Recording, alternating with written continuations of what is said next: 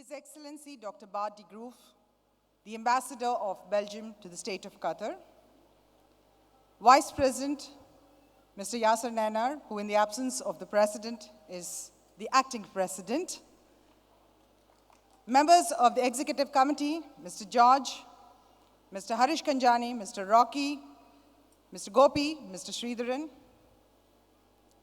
members of the Executive Committee of the DPS, the better halves, proud parents, my key functionaries, the HMs, Ms. Soma, Ms. Mary, Ms. Sini, my proud alumnus, Ms. Trishita, and the best part of DPS Modern Indian School, the young children. A good evening.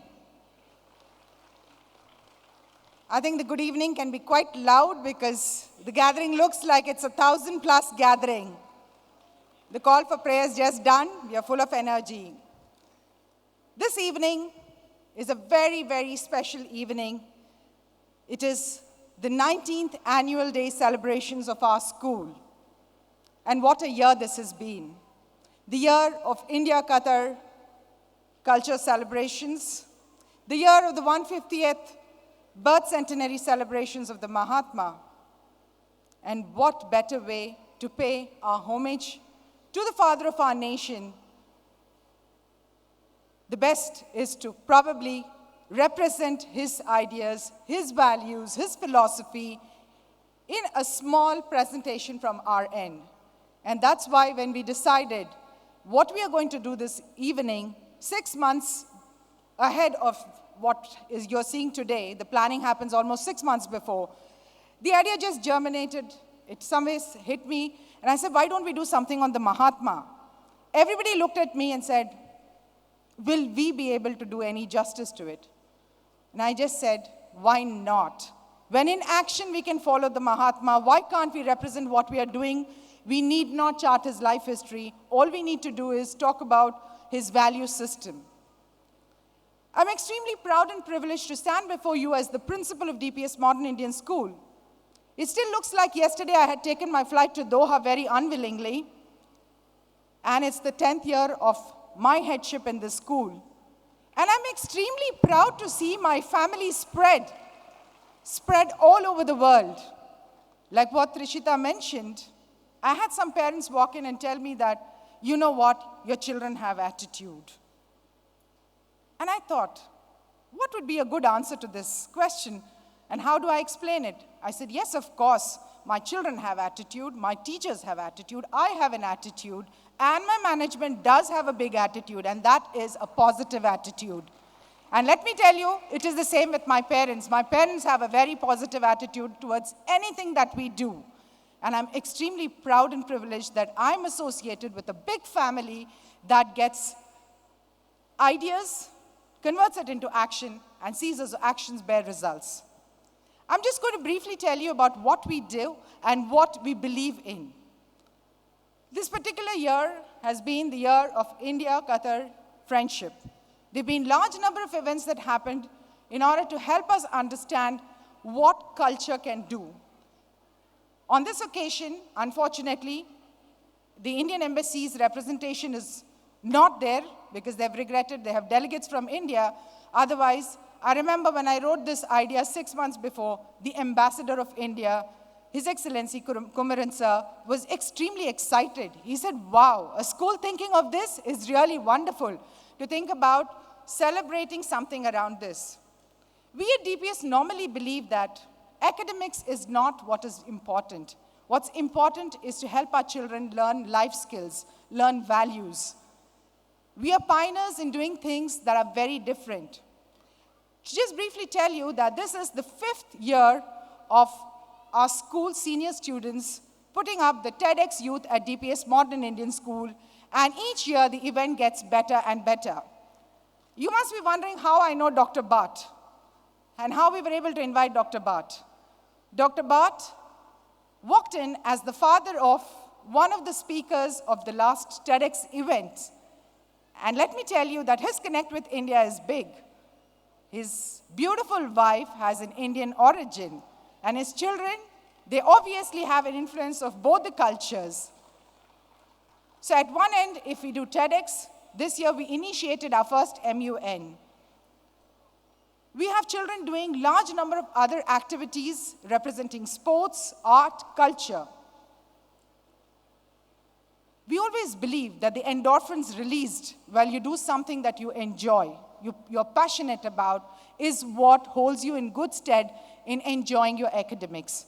Academics is always a fallback of all the good activities that we do in the school, and that's why we say it's a holistic development. Our results always speak volumes. As you are aware, we are the 7th time probably I'm going to be a principal who's really humbled, going on stage among 160 schools established in the Gulf under the CBSE to receive an award for toppers in the Gulf region and for toppers in the CBSE. One of my students from grade 10 has been chosen because of his scores to be awarded by the Human Resource Development Ministry that takes care of education by the Government of India. I think this deserves a big round of applause because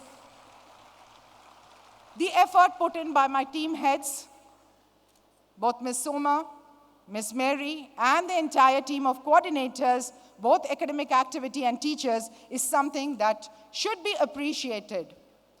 On this occasion, I'm reminded of what Gandhiji always believed in. Gandhiji always said that he was deeply influenced by his teachers.